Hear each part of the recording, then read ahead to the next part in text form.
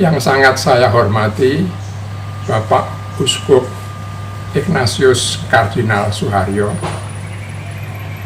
para romo, suster, bruder, frater, ibu-ibu dan bapak-bapak, serta saudari dan saudara sekalian terkasih.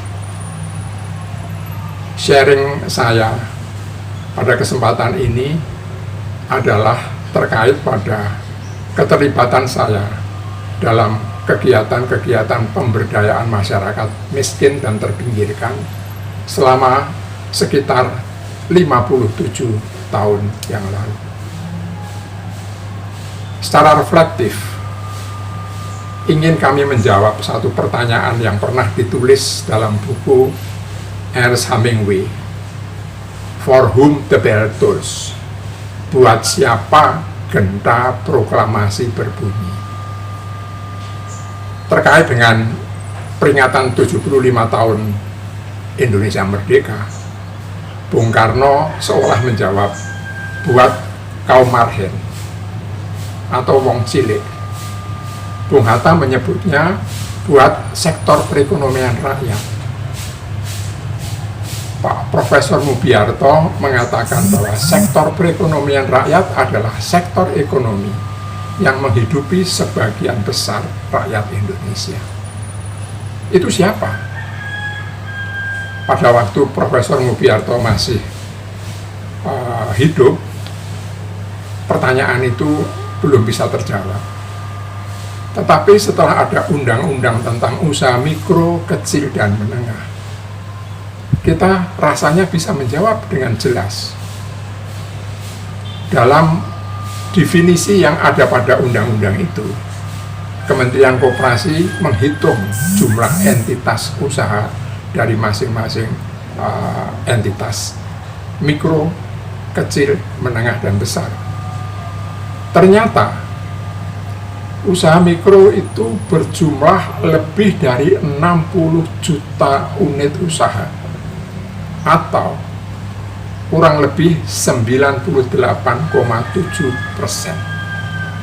Jadi yang sering kita sebut UKM, usaha kecil menengah, ditambah usaha besar pun jumlahnya tidak lebih dari 1,3%. Maka jelas bahwa sektor perekonomian rakyat itu adalah usaha mikro itu. Mereka ada di sektor pertanian, peternakan, perikanan, usaha-usaha yang berhubungan dengan membuat kerajinan, itu sektor primer, sektor sekunder yang terkait dengan kegiatan-kegiatan ekonomi, perdagangan, dan sebagainya, semua serba kecil. Dan ini lah yang menyebabkan ekonomi Indonesia adalah ekonomi di kalangan usaha mikro. Nah, usaha mikro ini mempunyai banyak kekuatan, tetapi juga kelemahan. Kekuatannya, mereka itu mandiri.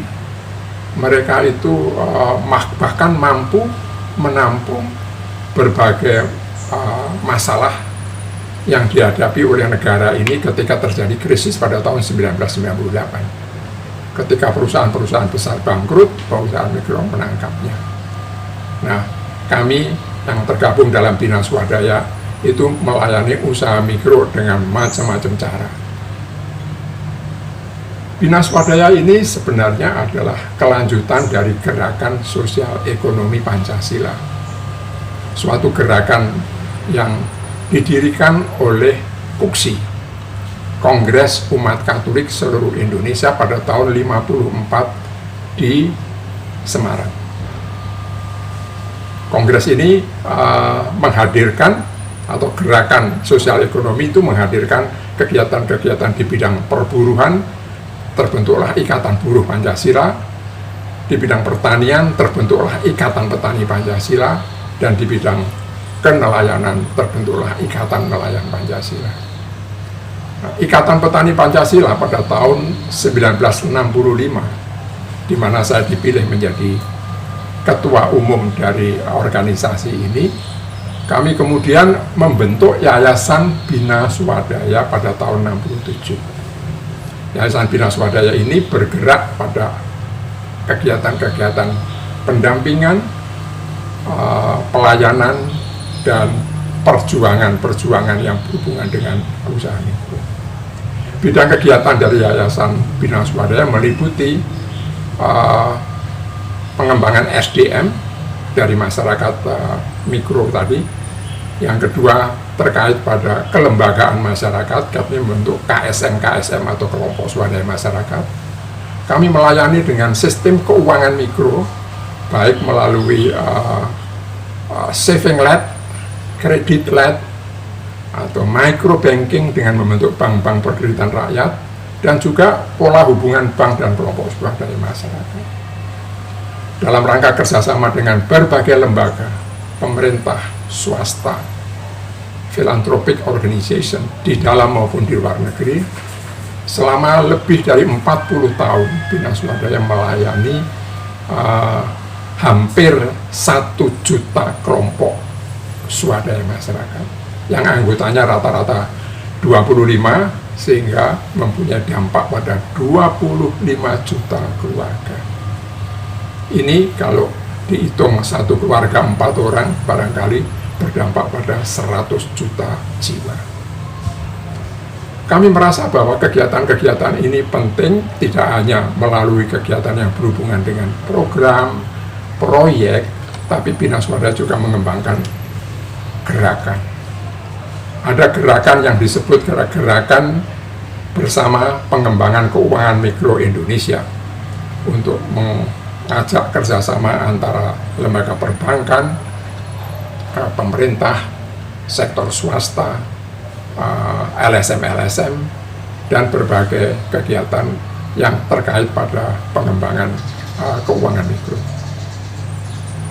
Yang ketiga, Bina Swadaya melakukan kegiatan yang berhubungan dengan pengembangan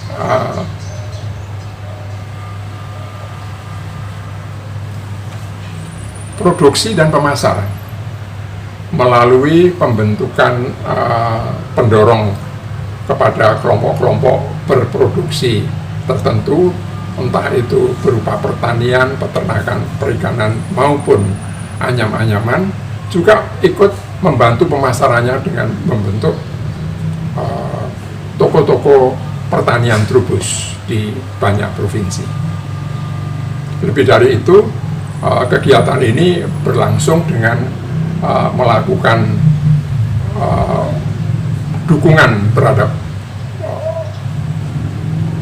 pengetahuan yang diperlukan pada usaha mikro, menerbitkan buku-buku maupun majalah.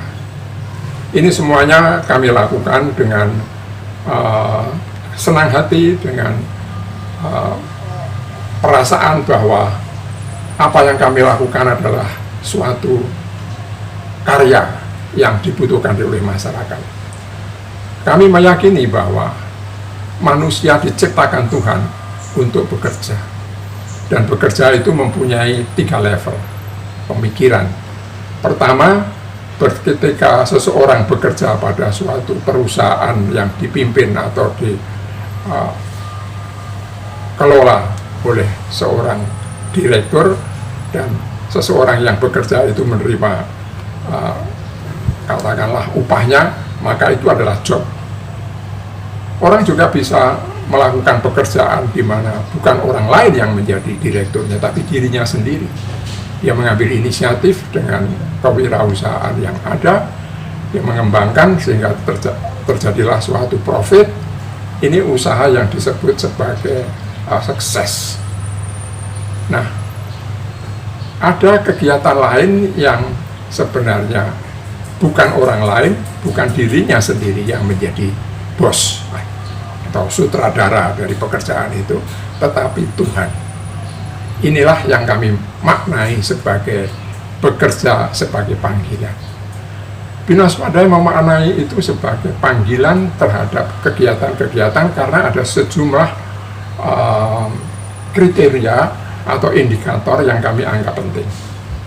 Pertama, pekerjaan itu merupakan suatu panggilan ketika itu sesuai dengan bakat dari yang orang bersangkutan, sesuai dengan talent dari masing-masing pekerjaan.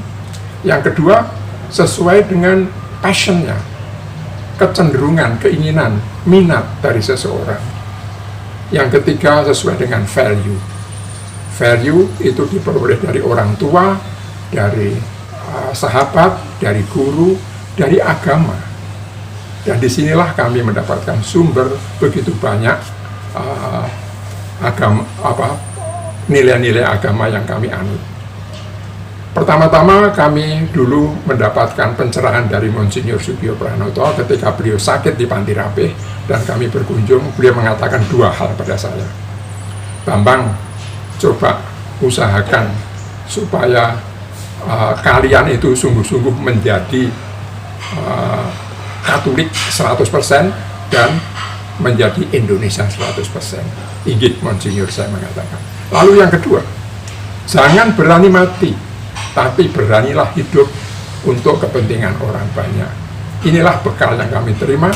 Kemudian atas dampingan romo-romo Yesuit, terutama Pater Dextra, kami bergerak dalam gerakan sosial ekonomi Pancasila dan mengembangkan kelompok-kelompok masyarakat yang sekarang ini berkembang menjadi gerakan bersama, baik yang berupa dengan gerakan pengembangan keuangan mikro Indonesia, pengembangan NTT, gerakan mengembangkan peningkatan keberdayaan berkelanjutan dengan universitas, dan yang terakhir sekarang kami lakukan adalah gerakan revitalisasi desa.